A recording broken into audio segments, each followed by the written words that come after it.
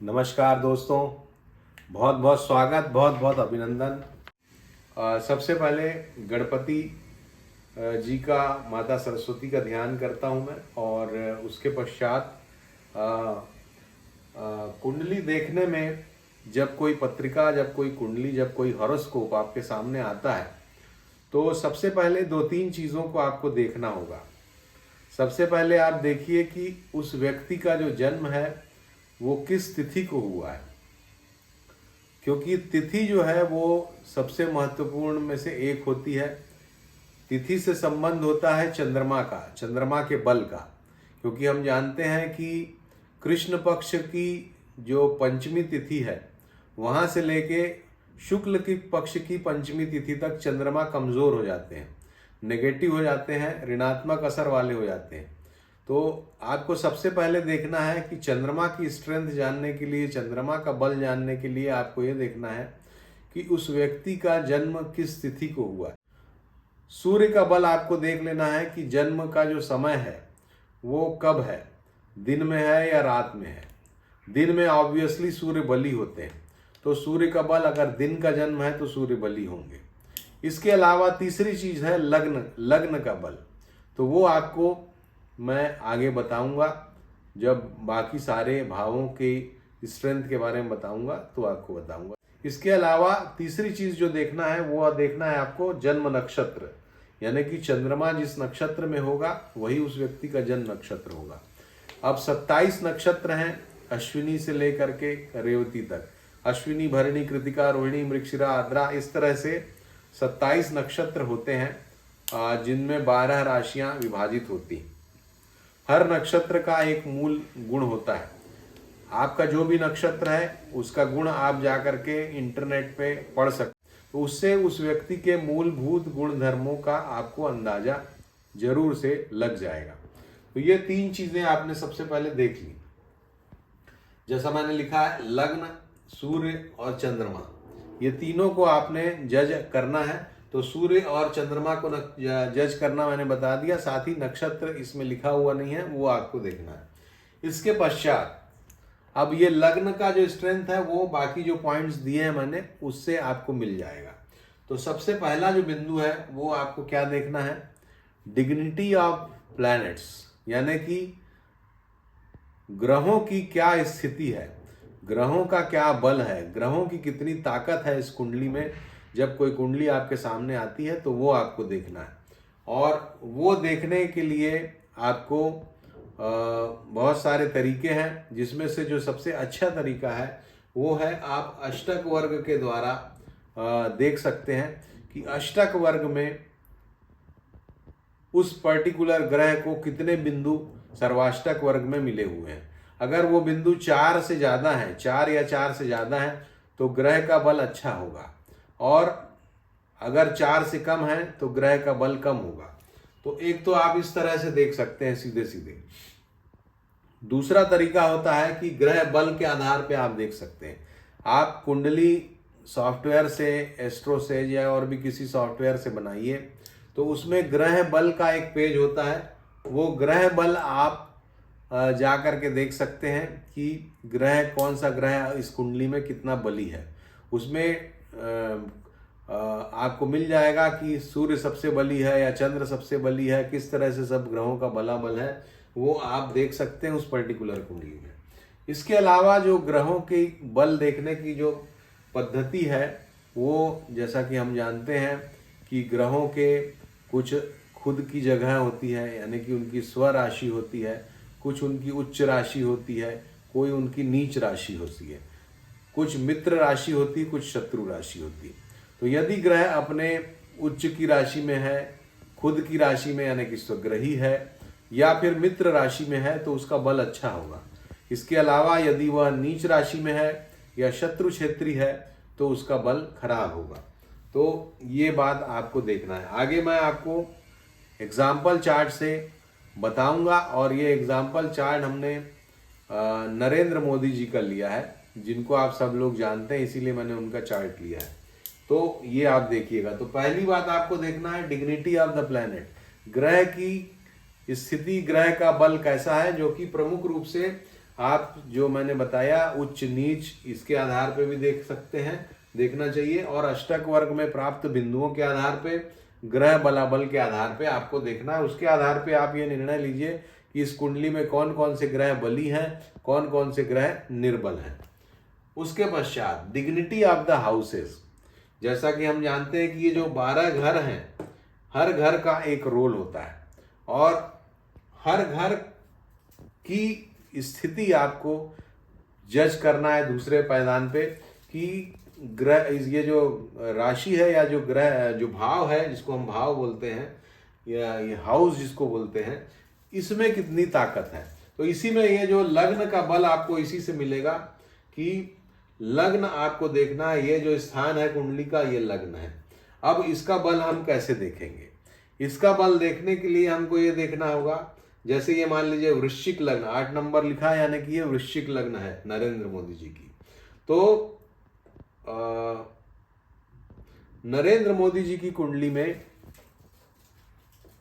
इस भाव में वृश्चिक राशि बैठी हुई है और उस राशि का स्वामी जो है वो कहाँ बैठा है वो देखना है आपको। तो उस राशि यानी कि वृश्चिक राशि के स्वामी होते हैं मंगल, जो कि वहीं पर बैठे हुए हैं स्वग्रही होके। तो निश्चित रूप से इनकी लग्न को ये मजबूत करते हैं। लग्नेश भी आपको देखना है, डिग्निटी ऑफ द प्लैनेट। तो लग्नेश कौन है? मंगल है। अब मंगल यहाँ पर आपको दिख गया कि मंगल अपने खुद के घर में स्वग्रही होकर के बैठे हुए। तो इसका मतलब है कि ये जो दोनों पॉइंट है लग्न के मामले में नरेंद्र मोदी जी की कुंडली में बहुत ही ज्यादा मजबूत है, क्योंकि लग्नेश यानी कि मंगल लग्न में ही है। तो डिग्निटी ऑफ द प्लैनेट, मंगल को अगर हम देखें तो वो स्वग्रही है, बढ़िया है, मजबूत है। डिग्निटी ऑफ द हाउस जो है वो आपको पहले भाव का स्वामी पहले भाव में ही है और वो मजबूत है। अष्टक वर्ग के आधार पे जैसा मैंने बोला है, तो यहाँ पर मैंने लिखा है, अगर आप देखिए सारे ग्रहों का नहीं लेकिन 3 ग्रहों का लिखा है। और नरेंद्र मोदी जी की कुंडली में अष्टक वर्ग में मंगल को 6 बिंदु हैं। अब मैं आपको बताऊंगा कि 4 बिंदु एवरेज माने जाते हैं। 4 से कम अगर बिंदु है तो वो कमजोर है, 4 अगर है तो एवरेज है। 4 से जितना ऊपर होगा उतना ग्रह मजबूत होगा। 5 है तो काफी मजबूत माना जाता है, 6 है तो बहुत ही मजबूत माना जाता है। तो इनकी कुंडली में आप जैसा कि देख सकते हैं मंगल को 6 बिंदु अष्टक वर्ग में मिले हुए हैं नरेंद्र मोदी जी की कुंडली में। तो इसका मतलब है कि इनका लग्न और लग्नेश यानी लग्न का जो भाव है यानी कि डिग्निटी ऑफ द हाउस ये बहुत अच्छा है लग्न के मामले में। और लग्नेश जो कि मंगल है, डिग्निटी ऑफ द प्लैनेट, वो भी बहुत ही अच्छा है। तो पहला भाव इनका बहुत ही अच्छा है, मजबूत है। अष्टक वर्ग में भी आपने देख लिया, ग्रहों के बलाबल से भी अगर आप देखेंगे मंगल आपको काफी मजबूत दिखाई देगा। तो ये इस तरह से आपको देखना है। और ये 2 बातें मैंने आपको स्पष्ट कर दी एक उदाहरण के सहारे। तीसरी चीज जो आपको देखना है कुंडली में, वो सबसे बड़ी बात होती है कि योग कौन कौन सी है पत्रिका में। नरेंद्र मोदी जी की कुंडली में अगर मंगल को 6 पॉइंट है तो किसी और की कुंडली में भी मंगल को 6 पॉइंट होंगे, लग्नेश को 6 पॉइंट होंगे। लेकिन हर व्यक्ति नरेंद्र मोदी नहीं बनता है। नरेंद्र मोदी इसलिए बनते हैं, या अमिताभ बच्चन इसलिए बनते हैं, या सचिन इसलिए बनते हैं क्योंकि उनकी पत्रिकाओं में कुछ विशेष योग पाए जाते हैं। इसलिए आपको तीसरे नंबर पे योगों को देखना है कि इस कुंडली में कौन कौन से योग उपस्थित हैं। जैसे कि फॉर एग्जाम्पल मैं आपको बताऊं कि नरेंद्र मोदी जी की जो कुंडली है इसमें मुसल नाम का योग है, जिसका फल होता है कि बहुत ही मजबूत वो व्यक्ति होता है और शुभ फल प्राप्त करता है। गजकेसरी योग है, जैसा कि आप देख सकते हैं जब गुरु और चंद्रमा एक दूसरे से केंद्र में होते हैं तो ये केंद्र स्थान है। आप देखिए गुरु और चंद्रमा एक दूसरे से केंद्र में है, तो ऐसी स्थिति में गजकेसरी योग का निर्माण होता है। और गजकेसरी का मतलब क्या होता है, जैसे कि हाथियों के झुंड में एक शेर भी अगर चला जाता है तो भी वो 10 हाथियों पे भारी होता है। उसी तरह से ये गजकेसरी योग होता है। और ये गजकेसरी योग इन नरेंद्र मोदी जी की पत्रिका में है, तो इसीलिए वो अपने जो विरोधी पक्ष है उस पर अक्सर हावी हमेशा दिखाई देते हैं क्योंकि ये गजकेसरी योग का प्रभाव है। तीसरा योग इनकी पत्रिका में कमल अमल कीर्ति योग है। अमल कीर्ति योग मतलब जब केंद्र में शुभ ग्रह बैठता है तो अमल कीर्ति योग होता है, यानी कि ऐसे व्यक्ति की जो कीर्ति है वो सालों साल जो है उसके बाद भी जारी रहती है। तो ये अमल कीर्ति योग भी इनकी पत्रिका में है। पर्वत योग नाम का भी एक योग इनकी पत्रिका में है जो कि इनको बहुत प्रभावशाली बनाता है। सर्ववीर्या धन योग जो कि इनको काफी अपने दम पे अपने द्वारा अर्जित धन से धनी बनाता है इस योग के कारण। और सबसे प्रमुख योग, सब हर योग का मैं डिटेल नहीं बताऊंगा कि कैसे बनता है क्योंकि वीडियो बहुत लंबा हो जाएगा, इसलिए आपको रुचक योग के बारे में बताता हूं। रुचक योग इसी मंगल की हम बात कर रहे हैं। अब ये मंगल यहाँ बैठ करके स्ट्रांग तो है ही, रुचक नाम का योग बना रहा है। रुचक योग क्या होता है? रुचक योग मंगल से बनने वाला एक महापुरुष योग है जो कि जब मंगल केंद्र में, ये जो केंद्र स्थान है यहाँ पर स्वग्रही या उच्च के होकर के बैठते हैं तो रुचक नाम का योग बनता है। और जैसा कि आप देख सकते हैं मंगल जो है वो वृश्चिक यानी कि 8 नंबर यानी अपनी खुद की राशि में, यानी कि वो स्वग्रही हैं और केंद्र भाव में बैठे हुए हैं। तो ये रुचक योग जो है व्यक्ति को बहुत मजबूत साहसी योद्धा बनाता है। और जैसा कि आप जानते हैं कि नरेंद्र मोदी जी काफ़ी स्ट्रांग लीडर हैं और बहुत जल्दी वो विचलित होते नहीं हैं। तो ये रुचक योग का ही कमाल है। तो इस तरह से ये बहुत सारे योग हैं, और भी योग हैं उनकी पत्रिका में। ये चंद्र मंगल योग है, ये भी धन प्राप्ति कराने वाला योग है। चंद्र मंगल योग जो है स्वअर्जित धन व्यक्ति प्राप्त करता है। तो इस तरह से धन के भी काफ़ी योग है। इधर ये सूर्य बुध का बुधादित्य योग भी आप देख सकते हैं। तो बहुत सारे और भी योग हैं। तो ये जो पत्रिका है इसमें, या कोई भी पत्रिका आपके पास जब आती है तो आपको योग देखना है। योग अगर अच्छे हैं तो व्यक्ति एक सामान्य परिवार में जन्म लेकर भी देश का प्रधानमंत्री नरेंद्र मोदी की तरह बनता है। और अगर योग नहीं है तो फिर वो बड़े घर में, महत्वपूर्ण जगह में दुर्योग भी होते हैं, क्योंकि अगर खराब योग है पत्रिका में तो एक बड़े घर में, एक आलीशान घर में पैदा होकर के भी बाद में फिर वो एक गरीबी का जीवन व्यतीत करता है। ऐसे भी बहुत सारे एग्जाम्पल्स हैं। तो इसलिए आपको ये सबसे प्रमुख चीज़ है। हमारे गुरु जो है वो कहा करते थे कि सबसे पहले आप योग देखिए पत्रिका में कौन कौन से योग हैं। अगर योग अच्छे हैं पत्रिका में, उसी से आपको पत्रिका में कितनी दम है, किस लेवल की पत्रिका है, ये समझ में आ जाएगा। तो व्यक्ति का, क्योंकि कुंडली आपके पास आई है, किस व्यक्ति, वो व्यक्ति जो है किस लेवल पे रहेगा जीवन में, ये अगर आपको जानना है तो आप जरूर योगों को बहुत ध्यान से देखिए, ध्यान से समझिए कितने शुभ योग हैं, कितने खराब योग हैं और किस तरह का ये योग किस दिशा में ले जा रहे हैं। तो जैसा कि मैंने आपको 3 4 5 योग जो बताए, अब अगर ये व्यक्ति ये कुंडली आपको नहीं भी पता हो कि ये नरेंद्र मोदी जी की कुंडली है, तो भी ये मुसल योग जो है, ये रुचक योग जो है, ये पर्वत योग जो है, ये बता रहा है कि ये व्यक्ति जो है एक स्ट्रांग पर्सनालिटी है, ये व्यक्ति मजबूत है, ये व्यक्ति इरादों का पक्का व्यक्ति है और ये व्यक्ति राजयोग को प्राप्त कर रहा है, यानी कि अपने इन इरादों के बल पे ये बहुत बड़ा ओहदा जीवन में प्राप्त करेगा। ये योग बता रहे हैं। गजकेसरी योग भी बता रहा है कि ये अपने शत्रुओं पे और सब पे भारी पड़ेगा। चंद्र मंगल योग बता रहा है कि धन की स्थिति इनकी अच्छी होगी, धन ये स्वयं के प्रयासों से कमाएंगे। सूर्य बुध का बुधादित्य योग बता रहा है कि ये इंटेलिजेंट व्यक्ति की कुंडली है, व्यक्ति जो है इंटेलिजेंट है। बुध जो है वो बता रहा है कि ये व्यक्ति, सूर्य बुध बुधादित्य योग बता रहा है कि व्यक्ति भाषण कला में काफी निपुण है। तो इस तरह से आप किसी कुंडली को असेस कर सकते हैं कि ये कुंडली किस तरफ लेके जा रही है, यानी कि ये व्यक्ति किस तरह का व्यक्ति है। इसके बाद लाख कुंडली में योग अच्छे हों लेकिन दशा अगर सपोर्टिव नहीं है तो व्यक्ति बड़ा नहीं बन पाता है। इसलिए चौथे नंबर पे आपको दशा देखना है कि जिन, जैसा कि मैंने बताया, मंगल यहाँ बैठने से रुचक योग बना रहा है। अब मंगल जब रुचक योग बना रहा है, मंगल की दशा में वो योग घटित होगा। जब भी मंगल की महादशा या अंतरदशा आएगी तो रुचक योग घटित होगा। अब मंगल की दशा ही नहीं आएगी तो रुचक योग का लाभ नहीं मिलेगा। शुक्र केंद्र में है, दशम स्थान में है, अगर ये शुभ ग्रह जो केंद्र में है, अगर इनकी दशा ही नहीं आएगी तो उसका शुभ फल प्राप्त नहीं होगा। तो दशा बहुत ही महत्वपूर्ण है, और दशा दो तरह की आपको देखना है प्रमुख रूप से। विंशोत्तरी दशा देखना है, योगिनी दशा भी देखना है।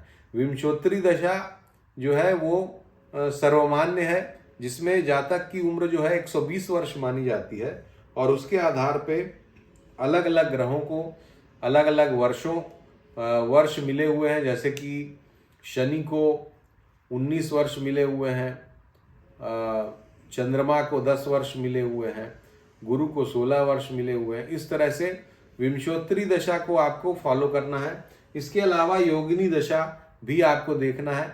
योगिनी दशा और विंशोत्तरी दशा दोनों से अगर अच्छे परिणाम है तो व्यक्ति का समय बहुत ही अच्छा जाएगा, कोई पर्टिकुलर टाइम। अब विंशोत्तरी दशा देखने का सिस्टम क्या है, हालांकि इस पे अलग से वीडियो बनते हैं। शॉर्ट में आपको बताना चाहूँगा कि जैसा कि ये योग बन रहे हैं, तो अगर उन्हीं ग्रहों की दशाएं हैं, अंतरदशाएं हैं, और वो योग में वो ग्रह आ रहे हैं, तो निश्चित रूप से दशा अच्छी होगी, दशा बहुत बढ़िया जाएगी। जैसे चंद्रमा में गुरु की दशा जब आई मोदी जी की आई, तो ये गजकेसरी योग घटित हुआ, तो उस समय वो लोगों पे काफ़ी भारी वजनदार पड़े, अपने विरोधियों पे उनकी कीर्ति बहुत फैली। तो इस तरह से आपको अलग अलग ग्रहों के योग जो है उसके आधार पे, दशाओं के आधार पे उसको देखना है। दशा देखने में और भी बहुत सारे सिस्टम हैं। शॉर्ट में आपको बताता हूँ कि जो महादशा जिस भी ग्रह की है, वो महादशा का जो स्वामी है वो कहाँ बैठा हुआ है, अच्छी जगह बैठा हुआ है। अगर अच्छा ग्रह है तो अच्छी दशा जाएगी ऑब्वियसली, अगर बुरा बैठा हुआ है तो बुरी दशा जाएगी। अब अच्छा और बुरा का क्या तात्पर्य है, अब देखिए ज्योतिष का कितना बड़ा खेल होता है कि ये मंगल रुचक योग बनाता हुआ मोदी जी की पत्रिका में बैठा है। अब इसी मंगल की दशा 2021 से इनकी शुरू हो गई है। अब आप तो कहेंगे कि ये दशा तो एकदम बहुत अच्छी जाना चाहिए, क्योंकि ये रुचक योग बना रहा है, क्योंकि ये चंद्र मंगल योग बना रहा है, तो निश्चित रूप से अच्छी जाना चाहिए। लेकिन आप देखिए कि ये जो मंगल है, ये इसकी दूसरी राशि कहाँ बैठी है। तो मंगल सिर्फ लग्न का स्वामी नहीं है, मंगल छठवें भाव का भी स्वामी है, और छठवां भाव जो है दुह स्थान माना जाता है, खराब स्थान माना जाता है। छठवां स्थान ऋण, रोग और शत्रु का माना जाता है। तो इसलिए ये मंगल की दशा जब शुरू हुई है 2021 से, तो उसने मोदी जी को तो बढ़ाया ही है, साथ में उनके शत्रुओं को भी बढ़ाया है, और शत्रुओं के प्रभाव को भी बढ़ाया, यानी कि अपोजिशन पार्टी को, शत्रु बोलना कुछ अच्छा नहीं लगता, अपोजिशन को भी बढ़ाया। अपोजिशन का जो प्रभाव है वो मोदी जी का मंगल जब शुरू हुआ है तो वहां से उसका प्रभाव भी बढ़ा है। तो ये जो मंगल जो है 2021 से इनका शुरू हुआ है, 2007 वर्ष की मंगल की दशा 2028 तक चलेगी। इस पूरे दरमियान आप देखेंगे कि ऋण, रोग और शत्रु, तो ऋण के बारे में तो हमें कोई अंदाजा नहीं है, लेकिन रोग और शत्रु इनको जरूर परेशान कर सकते हैं इस महादशा में। हालांकि इनका प्रभाव भी बढ़ेगा क्योंकि लग्नेश भी हैं, तो इसकी वजह से लग्न जो है सम्मान दिलाती है प्रमुख रूप से, तो इनको सम्मान बहुत जगह ये मंगल दशा प्राप्त करा सकती है।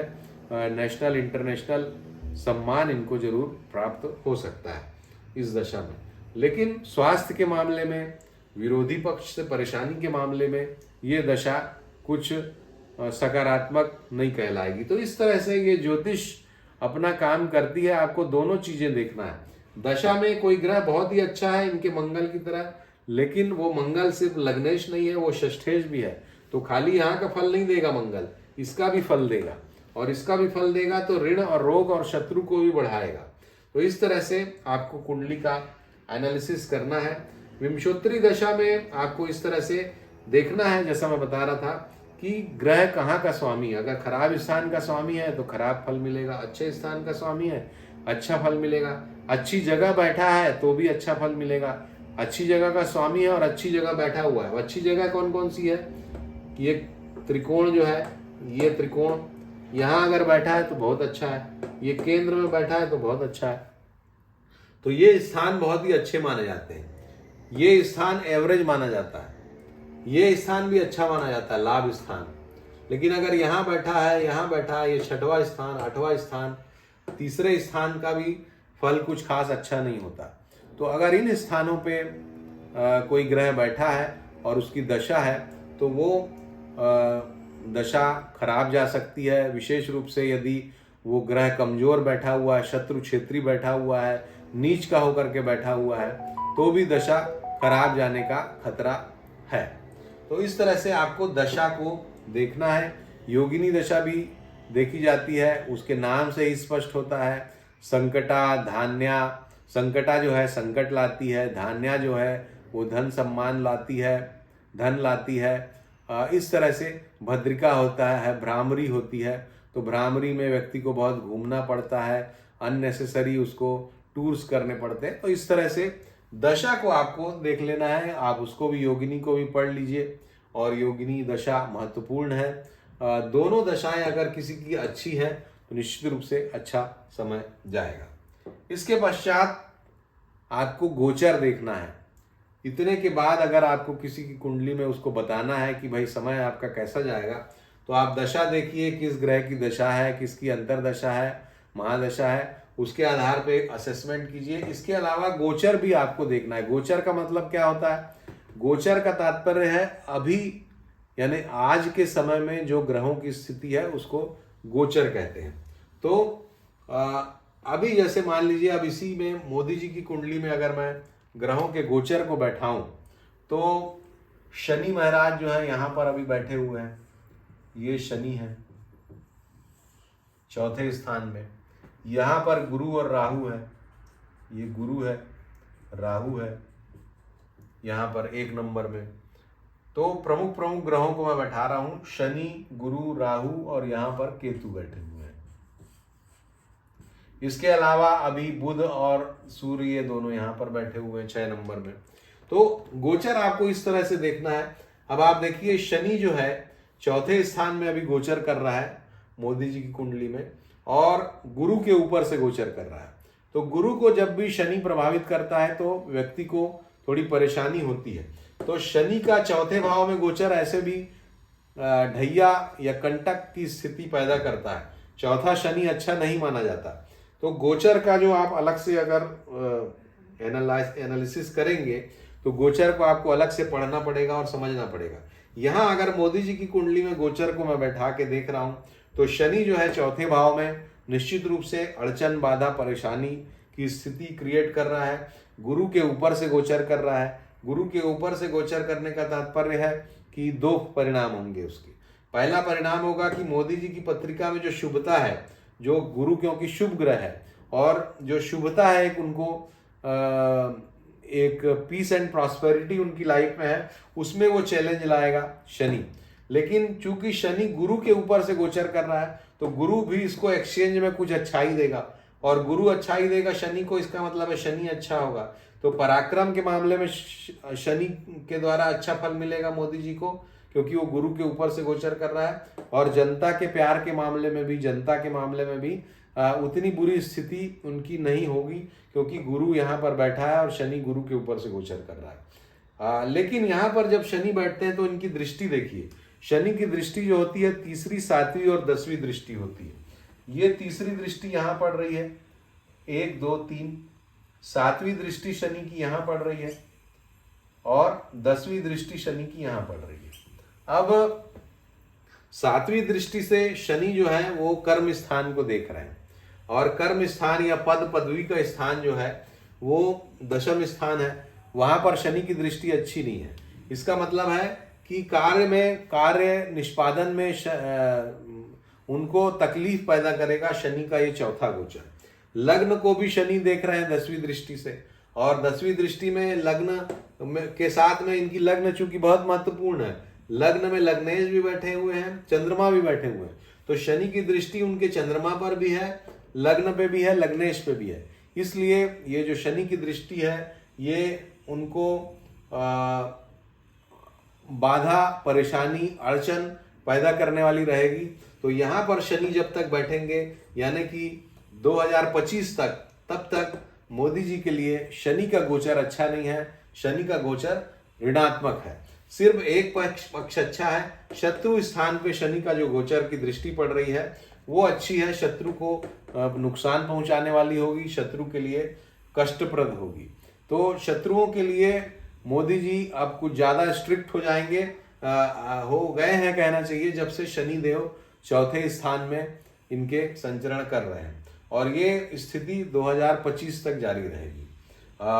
राहु केतु का जो गोचर है वो अब मोदी जी की पत्रिका में, चूंकि अभी 6वें स्थान पे राहु थे यहाँ पर, अब ये 5वें स्थान पे जाएंगे और इनकी पत्रिका में भी मूल कुंडली में आप देख रहे हैं कि ये राहु 5वें स्थान पर ही बैठे हुए हैं। तो ये 5वां राहु जो है ये बड़ा ही महत्वपूर्ण है। इसी में 2024 के चुनाव होने, राहु राजनीति का कारक ग्रह है। अब 5वां राहु जो है वो खास खराब फल नहीं देता है, 5वें राहु के फल सकारात्मक ही होते हैं और निश्चित रूप से राहु का सपोर्ट मोदी जी को मिलेगा। हालांकि स्ट्रेटजी प्लान करने में कहीं पे कुछ त्रुटि ये करा सकता है, तो उस मामले में जो स्ट्रेटजी इनकी पॉलिटिकल स्ट्रेटजी होगी वहां पर इनको कुछ ध्यान देने की ज़्यादा जरूरत है, जब खास करके राहु जो है 5वें स्थान में गोचर करेगा। ये 30 अक्टूबर से गोचर करने वाला है। तो इस तरह से दोस्तों आपको गोचर देखना है, गोचर यानी कि अभी की जो प्लैनेटरी पोजीशन है वो देखनी है। अभी जैसे कि ये सूर्य और मंगल, जैसा मैंने बताया, कन्या में है। अभी ये मंगल 3 तारीख को यानी कि कल यहाँ पर आ जाएंगे, 12वें भाव में आ जाएंगे और लग्नेश का 12वें में जाना अच्छा नहीं है, यानी कि आगे का जो 1-1.5 महीने का टाइम है ये मोदी जी के लिए और काफ़ी चैलेंजिंग होगा, ऐसा मुझे दिखाई देता है। यहाँ पर मंगल और सूर्य ये दोनों आ जाएंगे, तो 3 तारीख से मंगल आ जाएंगे और 15 तारीख से सूर्य वहाँ पर आ जाएंगे। तो यानी कि कुछ ऐसी परिस्थितियाँ बनेंगी जो कि उनको परेशानी पैदा करेंगी, उनको चैलेंजेस लेके आएंगी, उनके लिए काफ़ी दुविधाजनक स्थिति भी लेकर के आएंगी। तो इस तरह से दोस्तों आपको गोचर देखना है और गोचर को आपको बहुत ध्यान से देखना है। जितना कुंडली का विश्लेषण महत्वपूर्ण है उतना ही महत्वपूर्ण गोचर होता है। तो इस तरह से आपको किसी भी पत्रिका का एनालिसिस करना है और मैं फिर से एक बार रिपीट कर देता हूं कि सबसे पहले आपको देखना है कि किस तिथि पे जन्म हुआ है। तिथि के आधार पे आपको चंद्रमा का बल देख लेना है, क्योंकि सूर्य और चंद्रमा ये दोनों से ही कुंडली चलती है। कुंडली की जो बल है वो सूर्य, चंद्रमा और लग्न, ये 3 चीज ही निर्धारित करते हैं। और ये तिथि के आधार पे चंद्रमा निकालिए, समय के आधार पे सूर्य का वो कर लीजिए शुरू में ही, और कुंडली देखते हुए लग्न का निर्धारण करिए। एक चीज मैं बोलना भूल गया था कि ये जो भी योग हैं, बहुत सारी योग जो है आप लोगों की हम सभी की पत्रिकाओं में होते हैं, लेकिन सभी को अच्छा फल नहीं मिल पाता है। जितने अच्छे योग हैं उतना अच्छा फल नहीं मिलता है। उसका कारण क्या है दोस्तों? उसका कारण ये है कि योग में किसी प्रकार की मिलावट नहीं होना चाहिए, पहली बात, और दूसरी बात लग्न बली होना चाहिए। तो जैसे कि मोदी जी की पत्रिका में इन योगों का पूर्ण रूप से फल मिला, क्यों? क्योंकि उनकी लग्न और लग्नेश बहुत मजबूत है और साथ ही जो ग्रह हैं, जो योग हैं, उसमें कोई मिक्सिंग नहीं है। ग्रहों में जो योग बन रहे हैं वो काफी शुद्धता से योग बन रहे हैं।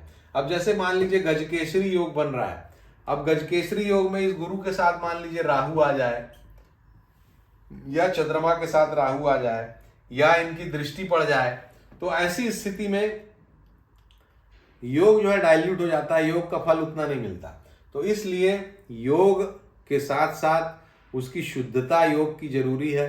योग दूषित नहीं होना चाहिए खराब ग्रहों द्वारा, और दूसरी बात कि लग्न आपका बली होना चाहिए। लग्न ही सबसे प्रमुख चीजों में से एक है मित्रों, और चंद्रमा भी।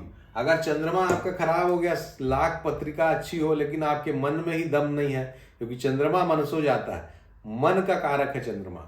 तो अगर मन में आपके स्ट्रेंथ नहीं है तो आप कुछ नहीं कर पाएंगे। इसलिए लग्न बली, चंद्र बली और ये आत्मा का कारक है सूर्य, तो आत्मा बली, ये तीनों जरूरी है। और इस तरह से आप पत्रिका का निर्धारण करिए। और अगर आपको ये वीडियो अच्छा लगा हो तो जरूर कमेंट बॉक्स में जा करके कमेंट कीजिए। कोई अगर क्वेरीज हैं आपकी, कुछ समझ में नहीं आया या कुछ कंफ्यूजिंग लग रहा हो, तो भी मैं जवाब देने का प्रयास करूंगा।